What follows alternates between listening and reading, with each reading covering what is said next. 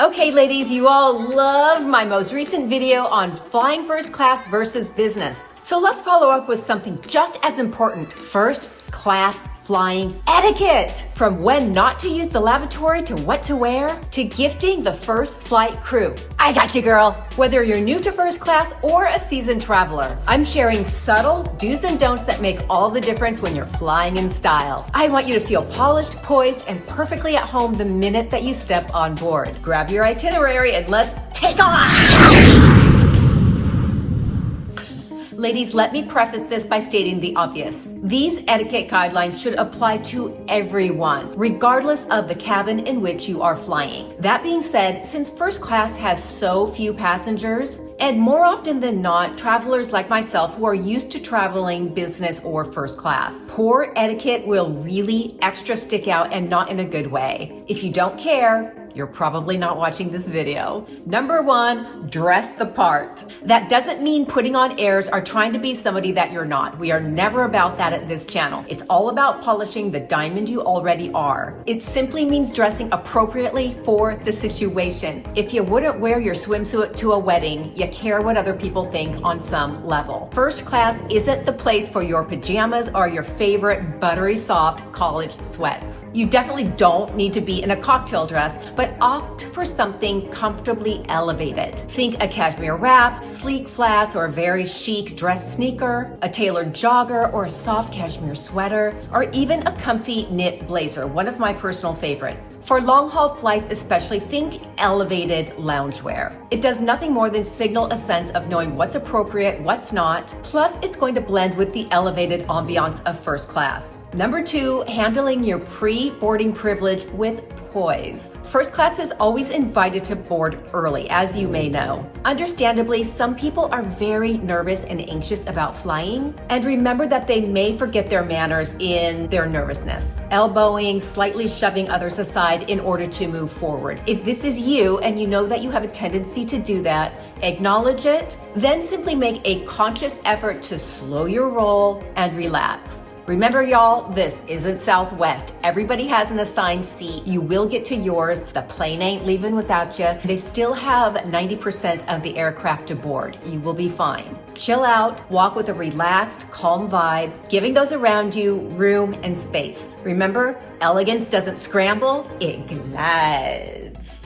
Number three, smile and greet the crew warmly. You're gonna be spending hours and hours together, so let's get things off to a good start, shall we? A simple good morning with a smile goes a very long way, and it sets the tone. Remember, y'all, some passengers are just nightmares, regardless of cabin. Make it clear that you are not that person from the start. Setting a gracious tone is as easy as eye contact and a warm smile. It makes them feel good, you look good, win-win. Number four, always acknowledge the lead flight attendant, sometimes called a purser, by name. The lead flight attendant, sometimes called the purser, should always come over and introduce his or herself to you. Take time to note her name. For example, our lead flight attendant on our flight from San Diego to London last month introduced herself. Good morning, Mrs. Pelly. My name is Allison. I am your lead flight attendant. Please do let me know if there's anything that I can get for you or do for you during the course of the flight. As she's introducing herself, I always make sure to give her my full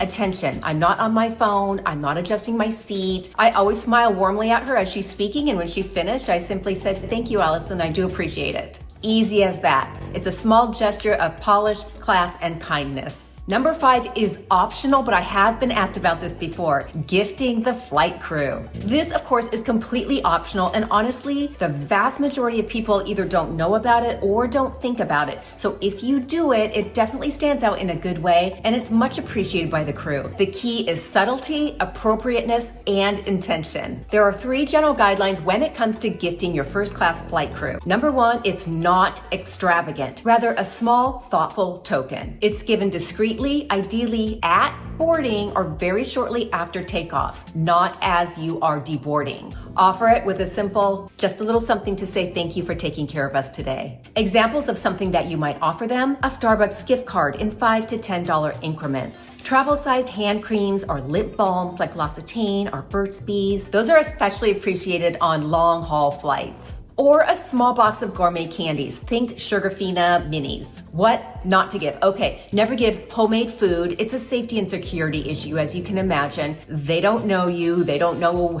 what you might need to be putting in your cookies. No cash or personal checks. No perfume, jewelry, or anything too personal. And again, echoing the food sentiment, nothing opened or repackaged. Number 6, bringing strong smelling foods on board. Do not be the person bringing her tuna fish and onion sandwich on board. Listen, in all seriousness, hard-boiled eggs, tuna, onion, anything overly garlicky, anything with really pungent smells. The first class cabin especially emphasizes calm, comfort, harmony, and a quiet, serene environment. A whiff of your onion sandwich ruins the ambiance. Just saying. Okay, full disclosure, I do remember my mother bringing an hard-boiled egg on a flight one time. My sister and I were sitting next to her, we were little, and she goes, "You girls are hungry." And she reaches in her handbag and she pulls out a hard-boiled egg.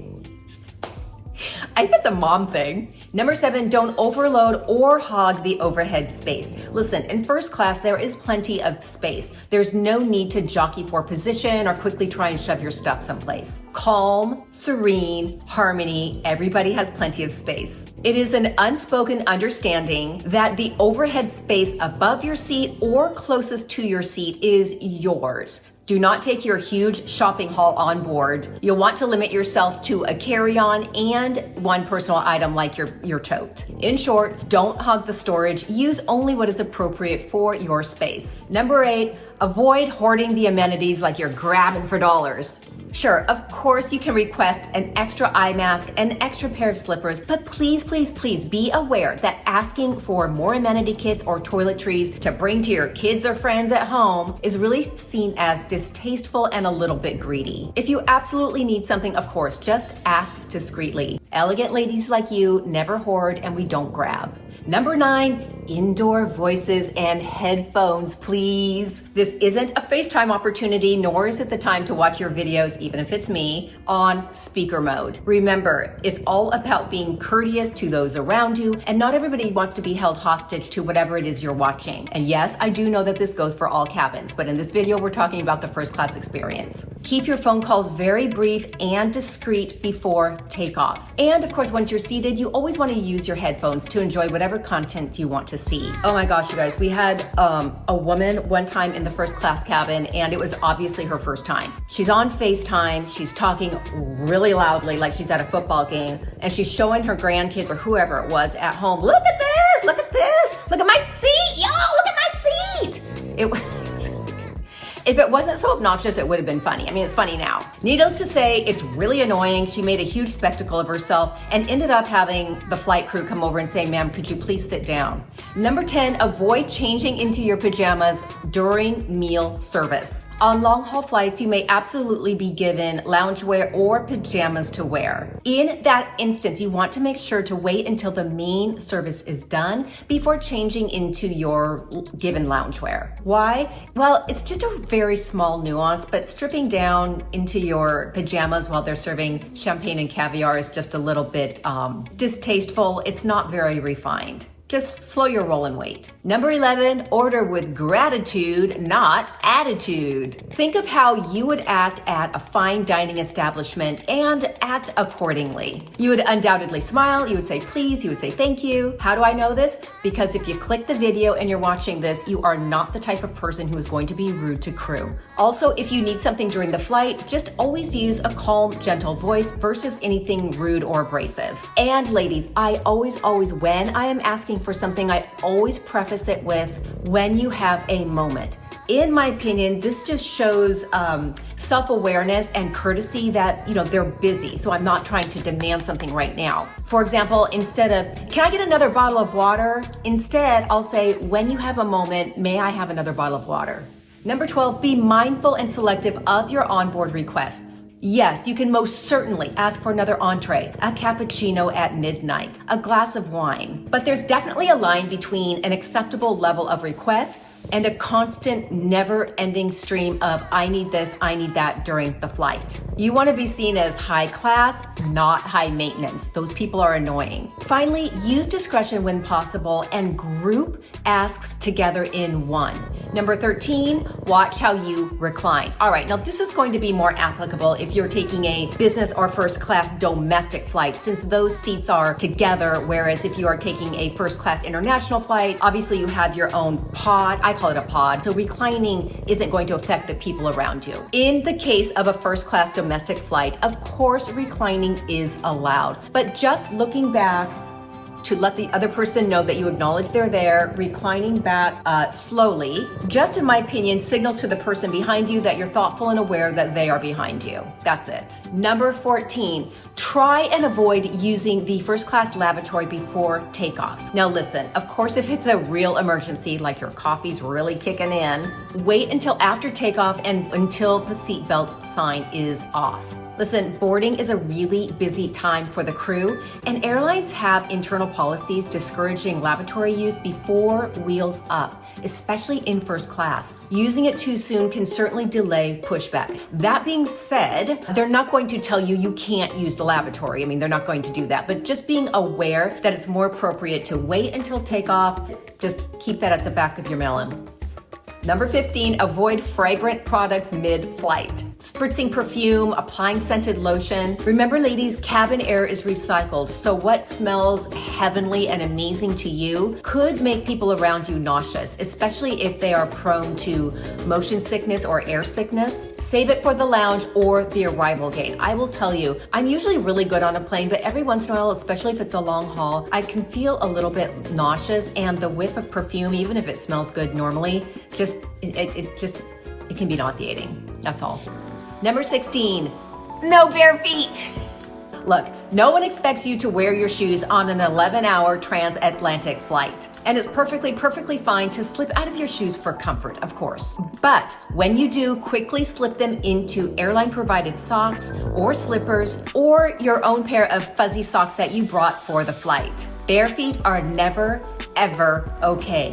Ever. Coach, business, first, anywhere. Don't do it. Number 17, handle your alcohol elegantly, yo. Listen, if a glass of champagne at 36,000 feet sounds lovely, absolutely do it. It is your flight. But as with everything, moderation is queen. 1 or 2 glasses of champagne savored slowly is chic. Getting drunk and tipsy, tacky, low budge, which you are not. Number 18, deplane gracefully. You know the guy who high jumps the second the wheels touch down? Don't be that guy. Slow your roll, ladies. You are in first. You will be let off first. So there's no need to get a running start. Gather your items calmly, wait your turn, and of course thank the crew genuinely and sincerely on your way out. Remember, ladies, elegance doesn't scramble, it glides. And for more elegance, you're not gonna wanna miss my next video, the ultimate quiet luxury summer capsule. Have a great week, ladies, and I'll see y'all Friday. Take care.